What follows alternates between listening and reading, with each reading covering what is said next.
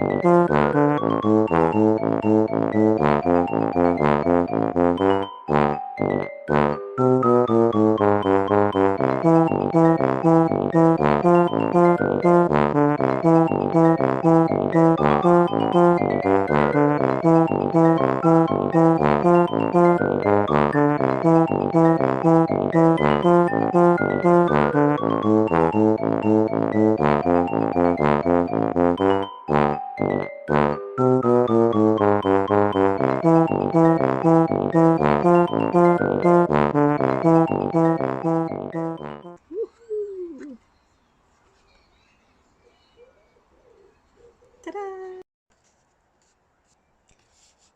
Well, Mummy, that's actually quite good.